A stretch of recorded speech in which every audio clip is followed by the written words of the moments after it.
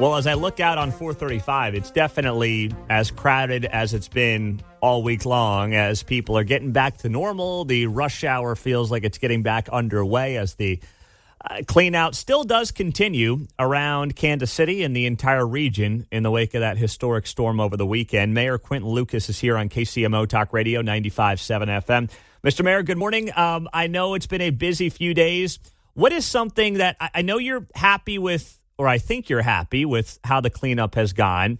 What is the big reason and the big change that you guys have made over the last couple of years with City Manager Platt to try to improve snow removal?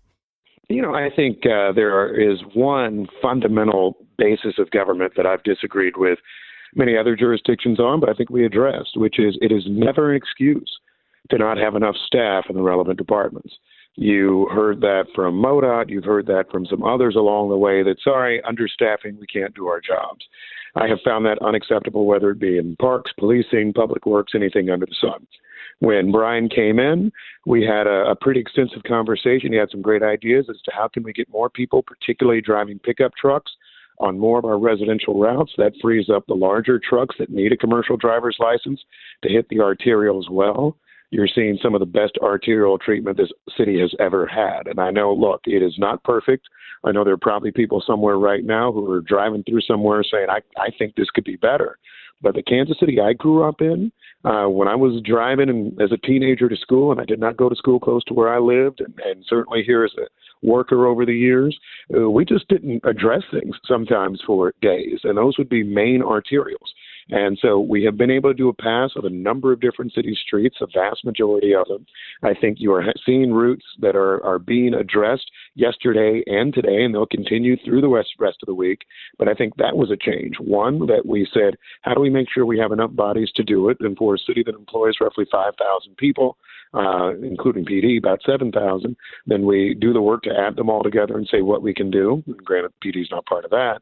But then I think the other step we said was, how can we use better technology to handle it? One other thing, I'm sorry, I'm going on I think a terror on this, but nonetheless, another thing was we used to have a ton of broken trucks just sitting around, and we weren't ready.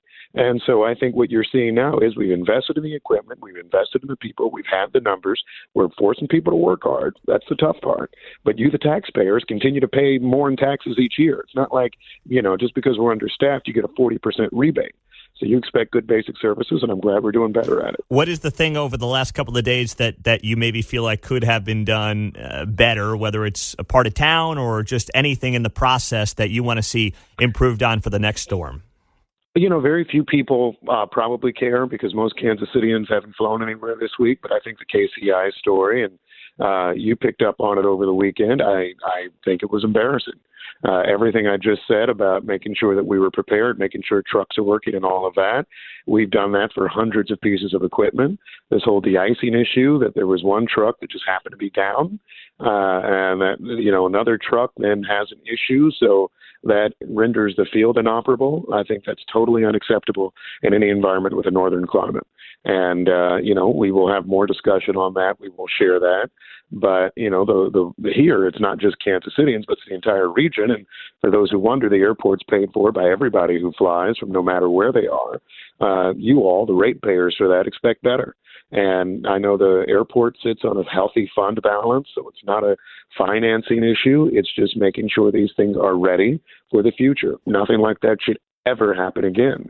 And, maybe it helped get some attention that the chiefs were among the passengers who were stranded for several hours, but we need to make sure nothing like that ever occurs in the future. So is it just literally buying a backup de-icing truck? Is that what needs to be done, or is it something more complicated? I won't get ahead of the full story, and look, I'm not a staff basher, but, I'm going to be honest with you, and I've been honest with the manager and others about some of my concerns relating to that. Sitting here talking to you now, I think it is that. And I think if you're a department that I haven't checked in a few weeks, but has tens of millions of dollars of potential fund balance, and I know government trucks are expensive and all that sort of stuff, but you got money for it. And, and sometimes, again, we hear excuses on supply chains and that everything under the sun or unfortunate misfortunes that befall us. It's January and it's Kansas City. And we have had storms in January in Kansas City since the founding of this city, winter storms. And so I do certainly think that it's the sort of thing where you should invest in backup. I think it's the sort of thing where you should make sure there's a plan. And even if that backup is housed at the downtown airport, for example, right, which is down the road, and you need to drive them up. I don't know all the technicalities, but there's a way to get it done so that we're not all sitting around and everybody's asking, wait a minute, is there just one truck? The one truck's done, then the airport shut down. It's just not the way it should be. What is, and it's not, I'm not asking this to put any single person on blast. I think people would just be curious. Who oversees the airport from the standpoint of management? Is it the city manager's office, or is there a separate group that will oversee the day-to-day involving airport operations? I think it's fair to say there's a separate group that oversees day-to-day. I mean, ultimately, they report to the city manager, who ultimately reports to the mayor and city council. So, I mean, look, this isn't me. I will say it's my fault. Buck stops with me. Everybody voted. Well, some people voted for me. Most did. But nonetheless, yeah, I mean, we have, and this is one area where I push back at some of my online commenters. I mean, we have a professional staff that runs the aviation department. They're aviation professionals and experts, many of whom have worked at other airports or at airlines. And so I don't think that a board that answers to nobody running the airport tomorrow would necessarily do better. I think this is an oversight. It's an oversight we'll make sure is corrected in the future so that something like this doesn't happen again, because largely something like this has not happened. And so we'll make sure that we have that ready. What do you want to make sure people know if their residential streets are still, maybe not where they want them to be? And I will tell you, mine are not. Like, this is actually, I've found it interesting. It seems like on a per capita basis, there have been more complaints from other municipalities than Kansas City in the wake of this storm, which I find interesting. But if people are still struggling with residential streets and some of those issues, what should they be doing? Look, I mean, make sure that if you are on a phone that has an app, the My KCMO app, it's not KCMO 710, but it's or 107 point or whatever you are now. Nonetheless, it's a cool app. So My KCMO app is a place that you can report these easily right now.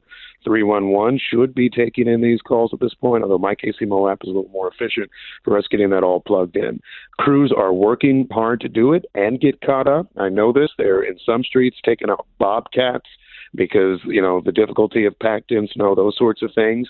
I saw one comment today, and I love and respect everybody who lives in Kansas City. Don't get me wrong. But somebody, was messaging me, Mayor Lucas, my cul-de-sac, and the response on my cul-de-sac stinks. And I'm like, well, cul-de-sacs are tough, right? If they're not on the same road system. And again, respect them. We're getting to everything, but our city and others, and I'll stand up for some of the others, although I have noted, and frankly, I'm proud of it, that people are saying, wait a second, our suburb isn't as perfect as we used to think it was, or this is a tough storm. And a lot of other jurisdictions have said that. Most of us say, how do we clear arterials? How do we make sure emergency services are operable? I know I made a few calls in connection with roads directly to schools in Kansas City. How do we make sure those are addressed? I'm proud of that work that we've done, but I recognize there is always more to do. You get refreezing, you get these snow mounds that people have to drive through, so it's not perfect in getting around. Mayor Lucas on KCMO Talk Radio. All right, Mr. Mayor, we appreciate you being here as always. We'll get back to the business of the city starting next week, although I would argue this past week was certainly a very busy one for you guys and your workers. Appreciate all those guys and gals we're doing, and thank you for being here as always. All right. We'll talk to you soon. Bye-bye. All right. That is Quinton Lucas on KCMO Talk Radio.